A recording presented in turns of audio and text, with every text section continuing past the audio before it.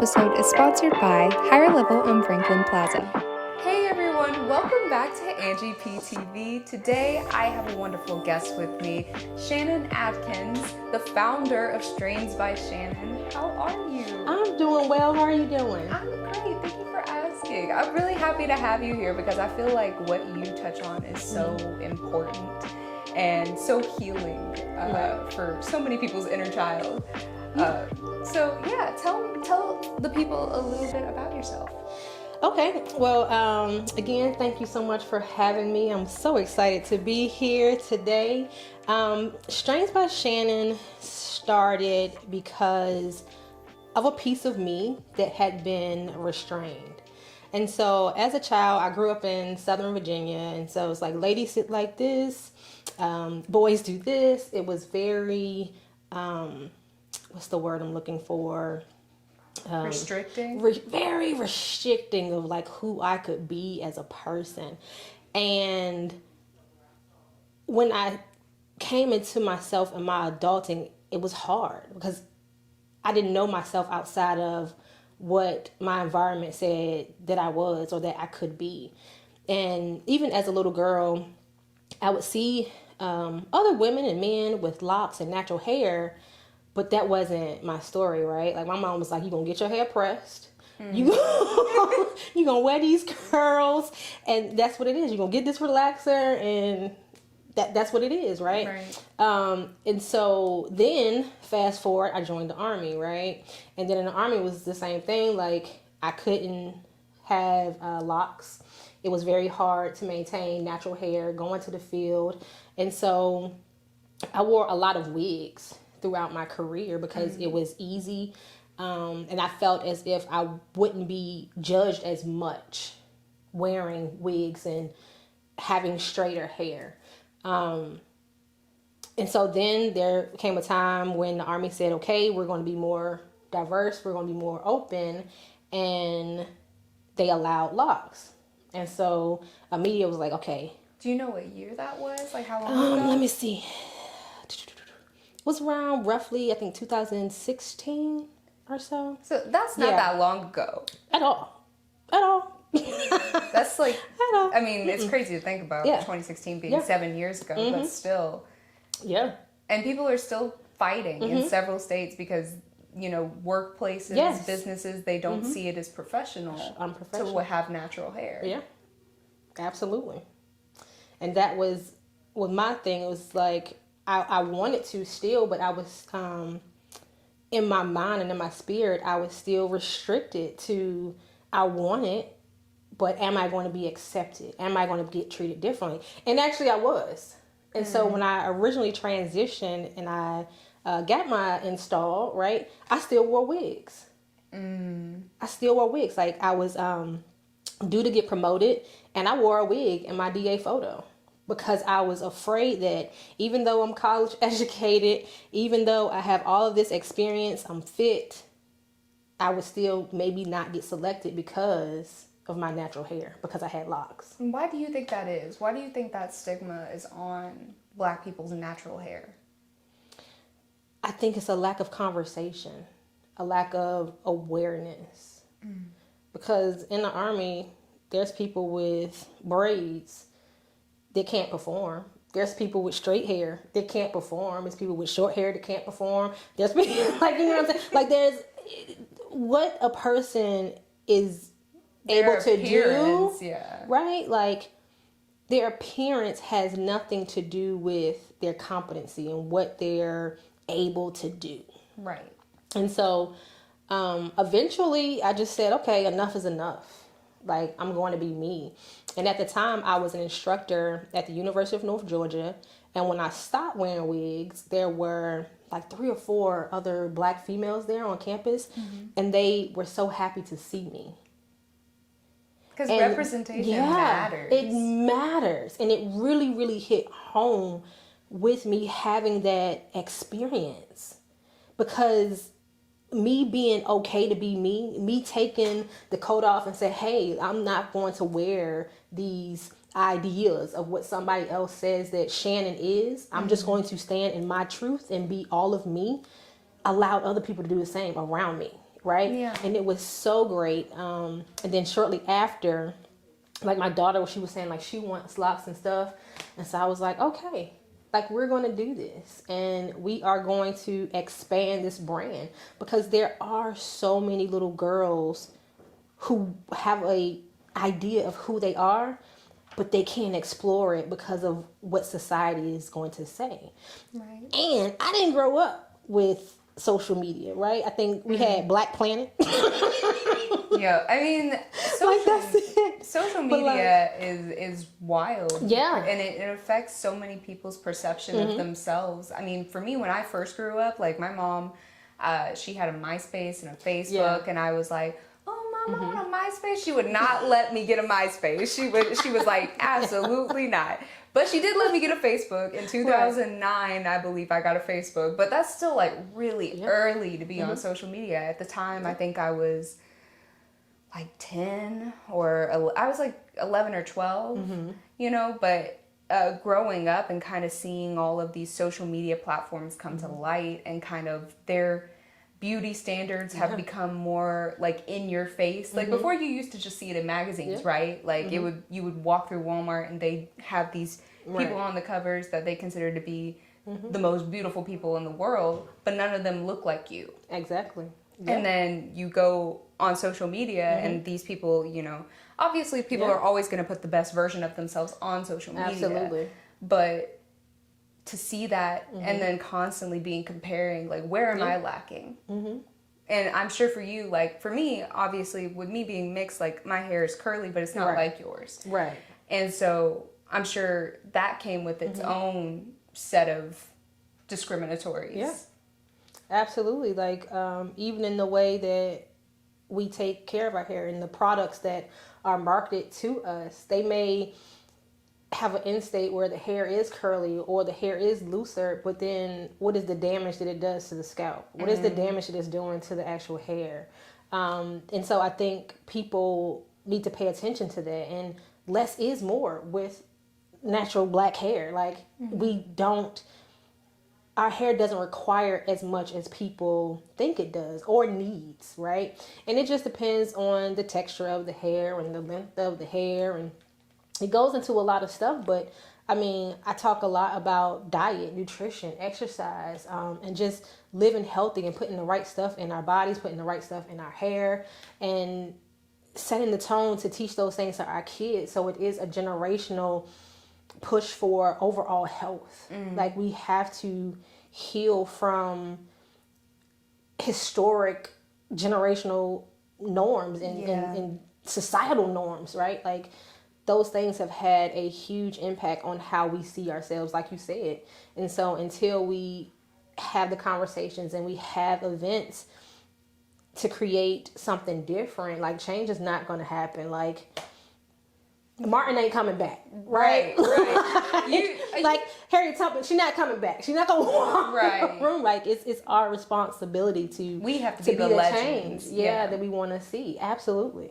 Yeah. You talked about relaxers too, using relaxers when you were younger, and I've just like recently, maybe like in the last 10 years or so, heard people condemning using relaxers in your hair because of how much it kills your hair, the breakage, everything, and the people who are actually trying to grow out their hair, you know, they can't because they've killed those. It's dead. It's gone. It's like if you take a plant, right? You go outside and you throw bacon grease on it and you throw harsh chemicals. It's gonna die. Yeah. Right? Like, you can't be sitting there throwing these harsh chemicals on the ground. Like, why is the grass not growing? Why are these plants not growing? Because you're killing it. I mean, I guess, you know, if you really don't want to have to mow the grass. Make it happen, right? Throw all the chemicals on there that you want, but that's the end state, right? We put things in us that kill our hair, that break down our good immune system, and then the end state is acne. The end state is an unhealthy body, right? And so I think that we have to come to terms with saying goodbye to societal norms. Now, Strands by Shannon, you did find, you founded it with your oldest daughter. And this was your daughter who, I think you were saying, wanted locks. kind of how did she get involved in this journey, and how has y'all's bond grown now that you guys now get this special bond where you not only are mother and daughter, but Absolutely. y'all are both trying to make change and break generational curses together. That must be so special. Yeah, it's amazing. I have 2 daughters, and each of them have my split personalities. My oldest daughter, she's more calm and focused, and she wants to heal the world, right? My youngest daughter is more, I want to party and turn up, right? Good for and her. So you need a blend. You need a healthy blend, yes. right? It's important.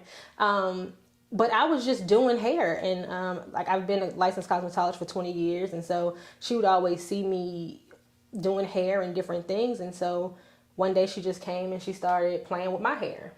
And so I was like, yeah, I'll teach you. And so I had a couple clients that agreed to allow her to do 1 or 2 locks on their hair. And then she started doing some locks on my hair, and then it just took off.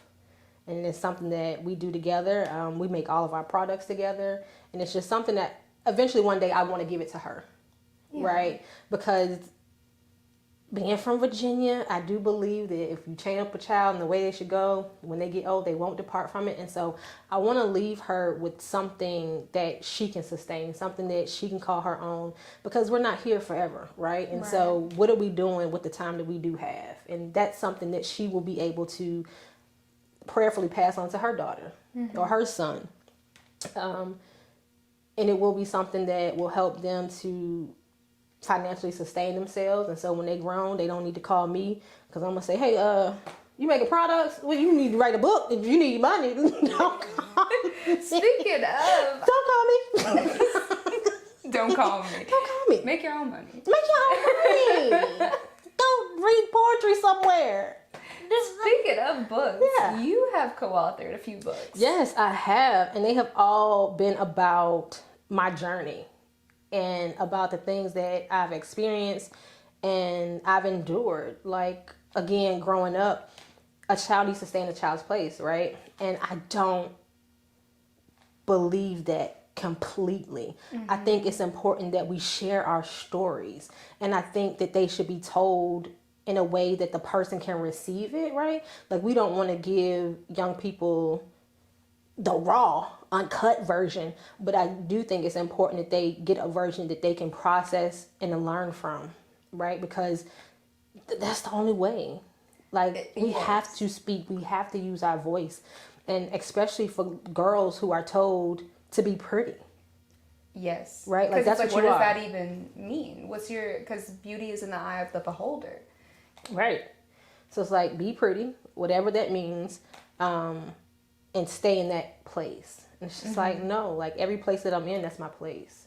And I think it's important that, and that's the thing, right? Like, when we have discord amongst females, it's because of lacking, right? Or the like, feeling of. Yeah.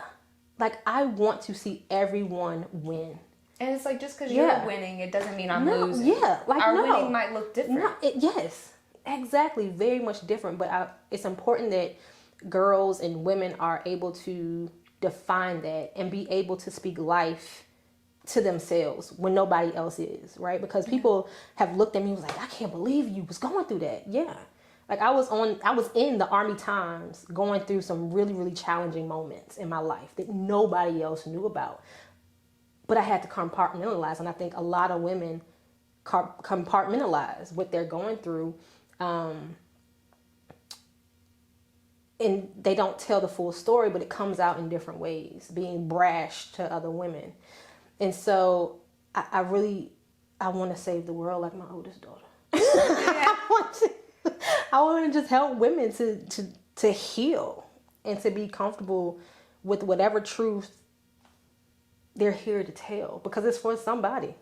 And I admire people like you who are out there doing that work, because there's so many people who aren't healed, or they don't know about healing, and it's kind of umbrellaed under that, like, snowflake mentality, like, you're too sensitive, your generation's too sensitive. And it's not that. It's the reason why we are so messed up is because our parents and their parents before them weren't healed and did not do the things they needed to teach their kids how to heal, because if they're not equipped with it, then they're not going to know how to equip their children with it. Exactly. No, You know, so I really admire what you're doing, especially with your daughters, teaching them how to love themselves, and just that you are beautiful regardless, you know, of what you have on your head. Absolutely. Thank you. Thank you so much. I look forward to doing more work in the Clarksville area. I've seen a lot of little girls around here with locks in their hair and natural hair. And it just makes you... Yeah, it makes me just lose it inside. I'm super excited to be able to hopefully connect with them and help in any way that I can, just so they know I'm beautiful the way I am. And it doesn't have to look like hers. It doesn't have to look like the people on Instagram. I don't know if Instagram will be around when they are adults. Maybe not. But whatever social media avenue that they're looking at, whatever profession that they go in, it's important that they are able to perform at their best self, loving themselves completely and not based on somebody else's standard. Yeah, that's beautiful. You're not just a loctician or a hair love guru or a co-author for books. You also teach classes. I saw on her bio she does stress reduction classes, and I think we all need that. Talk a little bit about the classes you teach. So, as a cosmetologist, right, we spend a lot of time behind the chair and we listen to a lot of people's life experiences. Oh yeah, it's like going to therapy. Yeah, absolutely. It is. It's absolutely a therapeutic experience, right? And it's supposed to be a safe space.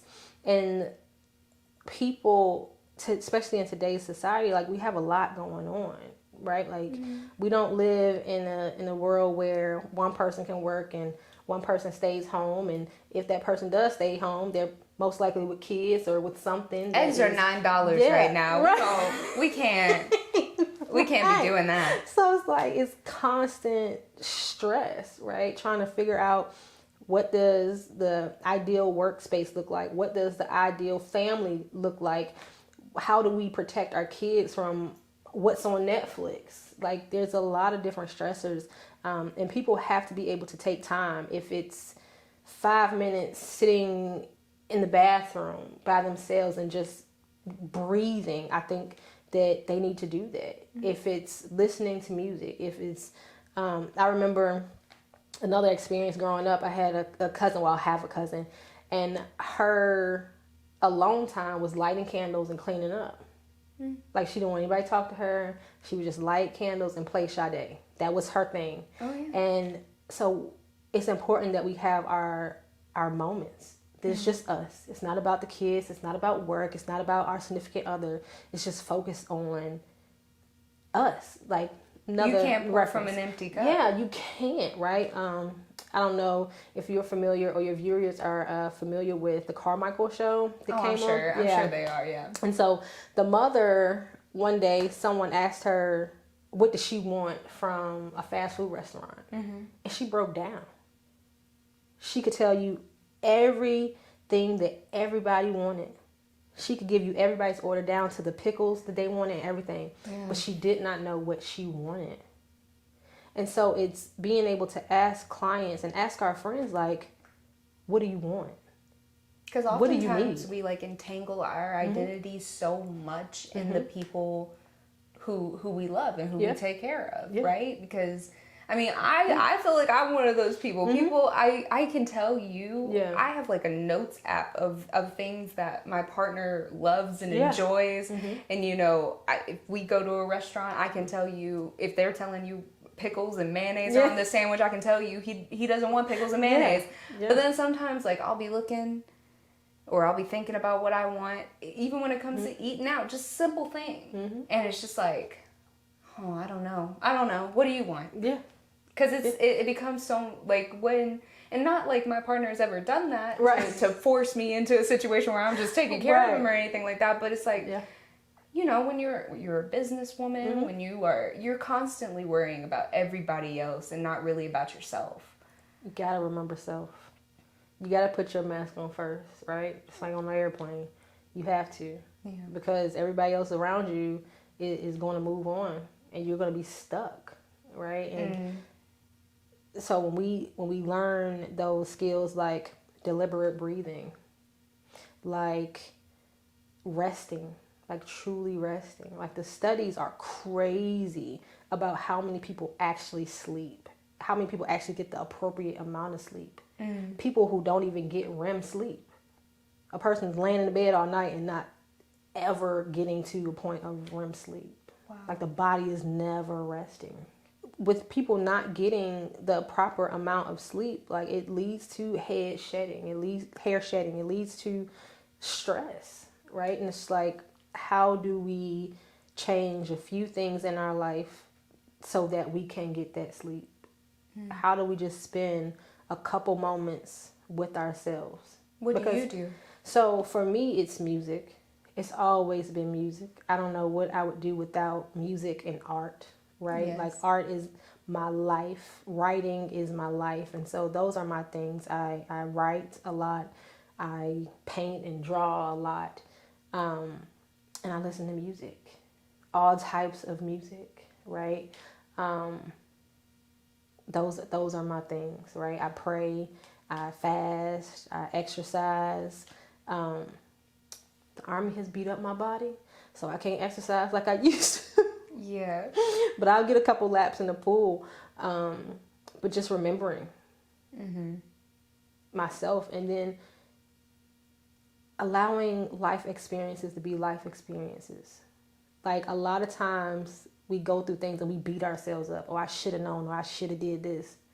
You did exactly what you were supposed to do in that moment. Learn from it and move on. Learn from it and heal, right? Because that's another thing, right? Listening to people discuss their lives as a cosmetologist, it's like, what can we do for self to ensure that we don't repeat cycles? Right. Because if we don't heal ourselves, we can break up with people and we can move on. But it's going to be like situations because we haven't done the work within self. And we attract people, right? Yes. We attract things to us. And so we have to position ourselves to do the work to be able to balance and find time so we can say, okay, this is what that person did, but what was my responsibility in it? What was my role in it? What signs did I see that I just let go? Yeah. And was like, oh, it'll change. It ain't changing. Yeah. That's like, the gotta be common honest. theme It's now. not changing. People looking at red flags thinking that it's a shade of pink. They're like, oh, I like pink. Yeah. You know, no. It's a red flag for a reason. Yeah. And as the relationship progresses, it's going to be deep red, right? Because the person's crimson. Crimson. Because the person is comfortable, right? Oh, Deep. yeah. And so we have to be honest with ourselves, because if we don't, we leave our lives up to chance. It's like You're not in control of your life. You're kind of just going through the motions, and you're like in the middle of an ocean, basically. Yeah, just floating. Yeah. Just letting whatever happens, whatever waves I come against, okay, I'm just here. Yeah. I'm here so I don't get fined. Like, but that's dangerous. Sometimes right? it's okay to just be here. Like, if that's what you need, you know, Yeah. because not every day we have the mental energy to put in the work. You know, sometimes like the rise and grind mentality can be toxic. It is. It is. Because that gives you the mentality. I had this conversation once before with one of my friends where I just felt like I just kept going. I just kept going. I just kept going. I'm going to these networking mixers. I'm going to, you know, these events. I'm booking these clients. I'm doing my talk show. I'm doing all these things. But then like, I still wasn't happy. Yeah. And I felt like I was just going with like, not like no purpose, but just constantly like a robot. on the go. And then it's like, if you aren't that way, people just see you as being lazy. Yeah, you it's gotta okay do more. to be lazy sometimes. Yes, you gotta do more. Yeah. Yeah, and I think that's very unhealthy. It is, because we cannot live based on, you know, like these, like you said, rise and grind, like these social media quotes that make people feel like, oh, I got to do more. Your value isn't based on what you can do. No. And sometimes it's like we have to perfect what we have and not do more. Yes. But just stay where we are and be comfortable with that, learn in that space, and then grow. But it's like people want to be millionaires overnight. Oh, yeah. It's like, it's not going to happen that way. It's like most new businesses fail within the first 5 years because they don't see the growth that they want.